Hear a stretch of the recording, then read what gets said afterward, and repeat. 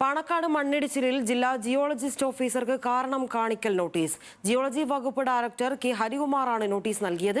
വിവരങ്ങളുമായി ശാന്തകുമാർ വെള്ളാലത്ത് ചേരുകയാണ്.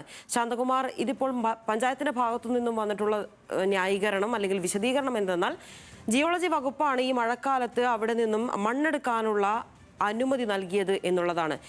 അതിനെതിരെയാണ് ഇപ്പോൾ നോട്ടീസ് നൽകിയിട്ടുള്ളത്. 24 മണിക്കൂറിനുള്ളിൽ വിശദാംശങ്ങൾ നൽകണമെന്നാണ് നോട്ടീസിൽ പറയുന്നത്. 24 മണിക്കൂറിൽ വിശദീകരണം നൽകാൻ തന്നെയാണ് ഇപ്പോൾ ജില്ലാ ജിയോളജിസ്റ്റിന് നോട്ടീസ് നൽകിയിരിക്കുന്നത്.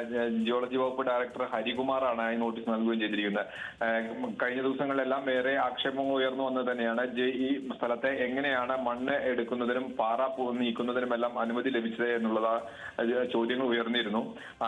അത് ജിയോളജി വകുപ്പും അതുപോലെ തന്നെ നഗരസഭയും ഇവയ്ക്കുള്ള അനുമതി ലഭിച്ചതിന് അവരിൽ നിന്ന് ലഭിച്ച അനുമതിയുടെ അടിസ്ഥാനത്തിലാണ് ആ ഭൂവുടമ അത്തരത്തിൽ മണ്ണ് മാറ്റുന്നതിനും അല്ലെങ്കിൽ അത്തരം പ്രവർത്തനങ്ങൾ നടത്തുന്നതിനുള്ള മുന്നോട്ട് പോവുകയും ചെയ്തിരുന്നത്.